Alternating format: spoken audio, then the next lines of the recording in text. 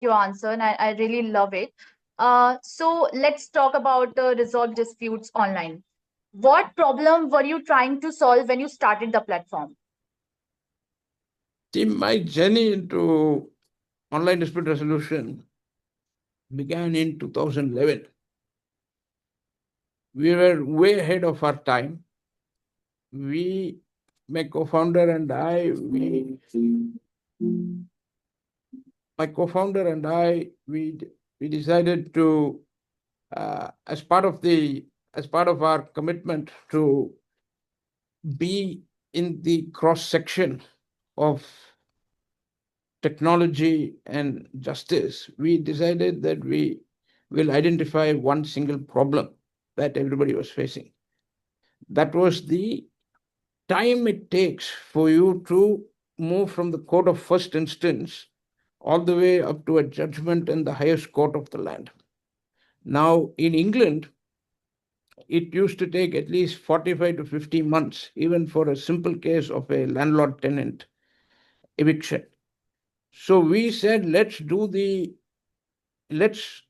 put ourselves in the deep end of the sea and let's try and launch a platform that will connect directly to the consumers and the citizens. So we came up with our startup called Mediated Online in 2011.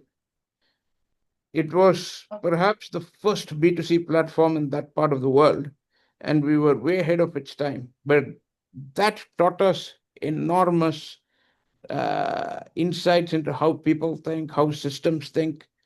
And for us, that particular venture was a spectacular failure for us. And I keep saying this because if that failure didn't occur to us at that point in time, we wouldn't have founded RDO as a initiative that can work with courts, that can work with businesses, and that can help their judicial return on investment index tick up. So we've had like almost around, so the time period between 2011 to 2014 was where we decided to do a B2C venture. We had some of the best feedback from clients who said that your product is not worth its salt, your technology isn't great. And then 2014, we said, let's go to the drawing board and say, what are we not doing right? Or what is it that we have missed? And we felt that the model itself was very warped. So we decided to transform courts across the world. We decided to go sit behind the very systems that are there today to give justice to people. So we said, we will sit with you guys. We will sit with you. We will work with you. We will ensure that your existing processes is far more efficient with a piece of technology. So, as per my understanding, that's something many people don't realize, right? Innovation often begins with identifying a problem that everyone has expected as normal. So, US courts adopted the ODR model much earlier than courts in India. What do you think that happened, and what lessons can India learn from that experience?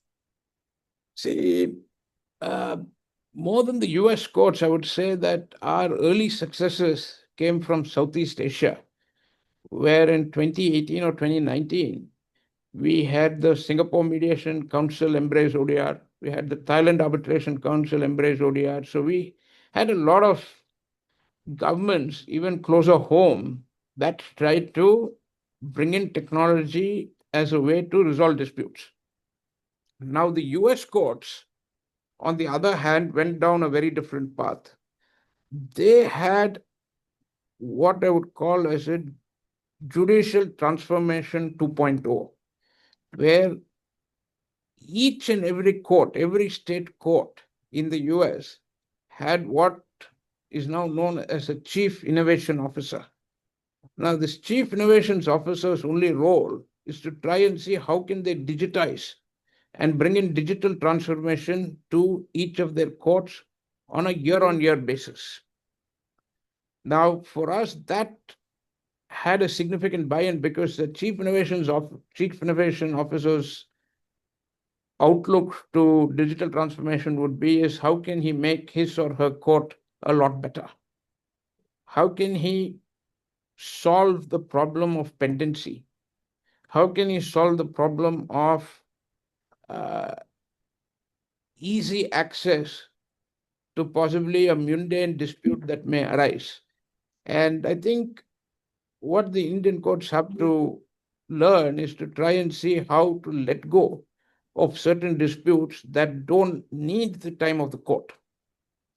Outsource it to online dispute resolution courts. Set up courts that are empowered to offer online dispute resolution within the judicial framework, and try and see how dispute resolution can be a mainstay for the judicial system in the country. And I would say that having a chief innovation officer in every high court is very, very essential today for the judicial system to embrace technology. Yeah, I really appreciate your perspective, and I absolutely agree with that. So, moving further, many people think ODR simply means moving court hearing online. What's the biggest misconception people have about ODR today? See, what people say about ODR is they feel that, it's to do with the mindset of the country. If you look at the United States of America, you look at Europe, you look at some of the most advanced technologically driven systems, people want a solution. The mindset of the people is that for them, they don't want a problem in their day to day living. So they embrace ODR, and the judicial systems in those countries have made it hard for people to even file a case in the court of first instance. Today, if you look at the Indian ecosystem, it is very easy to file a case in the High Court or the District Munsif or the City Civil Court. And it's extremely easy for you to take a problem to the court. There is no deterrent. Unless the judicial system comes up with a deterrent to say that unless your dispute is less than 25 lakhs or 30 lakhs, you should not even come to the district court with your cases. We have a setup. We will create an online dispute resolution court with qualified judicial officers whose only job is to resolve these kind of disputes that can unclog the already clogged judicial system. So I feel that people today, Okay, when they look that's at probably ODR, Rashi, what people feel is that in mature markets, it is a great pathway to resolve their problem. As far as India is concerned, in India, there is still a lot of, uh, they still want to do it the old way, where they want to go to court. They put their egos above their problems, which is a very big issue today. And the moment you put the problem before your egos, you will find that online dispute resolution will be the best pathway for you to resolve your issue.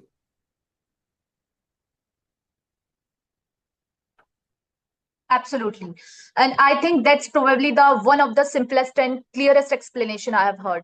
So, okay, let's play a choose one round. Okay. So let's go. Courtroom or a boardroom? Choose one, please. I would say reform. Oh, that's great. I really love this. Okay, let's moving further. Law books or real world experience? Real world experience. Litigation or a mediation? So you put me in a spot there. Uh, I love both the worlds. So I would Mhm. say, I mean, I would still say digital transformation. Tradition or innovation? I would say innovative traditions. Very interesting answers. So